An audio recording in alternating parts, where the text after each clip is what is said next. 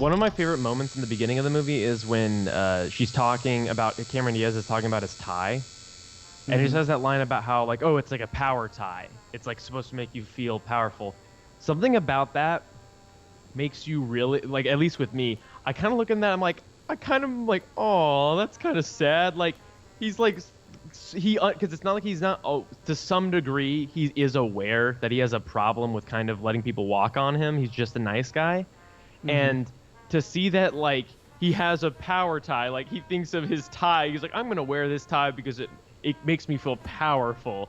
That kind of stuff there in the beginning of the movie it's like really helpful in getting into his head and making him like immediately a sympathetic character, because to some degree you know that he understands his problem and that he actually proactively wants to change, and that's what makes it really understandable why he would kind of lean on the mask as a crutch later on in the movie. Mm-hmm. And also just like that moment right where when he is in the park with Cameron Diaz and he decides to go behind the bush and put on the mask. Just if there's like that one little shot of Jim Carrey's face when he's walking away. And at this time, I'm not sure what serious roles had Jim Carrey been in at this time, because you can see like the seeds of like how he's going to be able to then later on in his career just flip over and do the more serious stuff, because he does have this weird ability to kind of like he kind of like flips the script on his own performance every once in a while and just really pulls back and does some more like traditional style acting, and it's really cool that that's like visible in this movie already.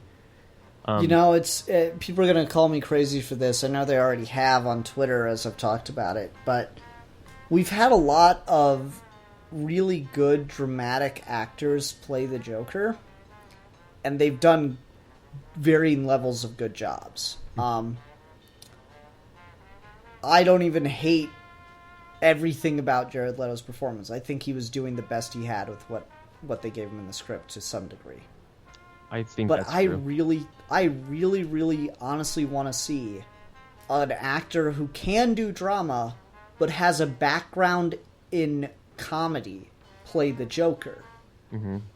And now that we've got kind of an older DC universe, it's a real shame that we've cast Jared Leto, because I want Jim Carrey to play the Joker in a movie. Yeah, I mean, I'm for that. Like, I would be very interested to see that, because I feel like there are a lot of comedic actors, and I think Vince Gilligan. People know who Vince Gilligan is. He talks about how he has this like theory that like almost every comedic actor, or like most comedians can also play the polar opposite of a comedian in live action TV. He kind of just has this theory that you can take a comedian and they understand the reaction that an audience has to their performance. There's kind of this vague ability to read how people will respond to you that just translates well into really dramatic acting. And I think that absolutely, I would be interested to see Jim Carrey as the Joker. Yeah, I mean, like, everyone would be, of course, worried that he'd play it like he did the Riddler in Batman Forever. And, like, I would want some level of that just complete, over-the-top, all-encompassing energy, but I want the Joker to think he's funny.